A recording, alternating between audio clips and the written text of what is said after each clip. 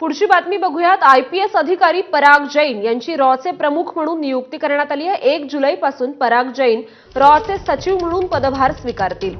सध्याचे प्रमुख रवी सिन्हा हे 30 जूनला निवृत्त होत आहेत। पराग जैन हे 1989 बॅचचे आयपीएस अधिकारी आहेत। पराग जैन सध्या एव्हिएशन रिसर्च सेंटरचे प्रमुख आहेत। ऑपरेशन सिंदूरमध्ये पराग जैन यांनी महत्त्वाची भूमिका बजावली होती।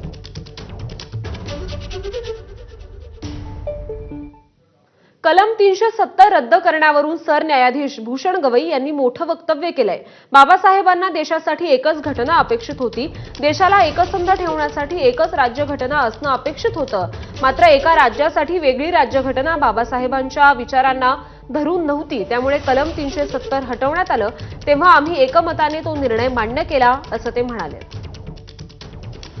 बाबासाहेब म्हणाले होते की या देशाला एकच घटना अभिप्रेत आहे आणि देशाला एकसंघ जर ठेवायचं असेल तर country needs only one constitution. आणि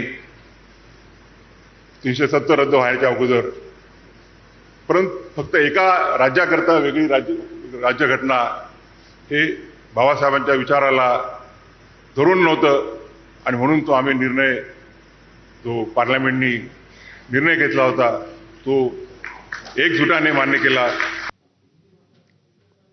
आणि या बातमीसोबतच या बुलेटिनमध्ये आता इथेच थांबतोय। पुढील अपडेट्स पूर्वी सोबत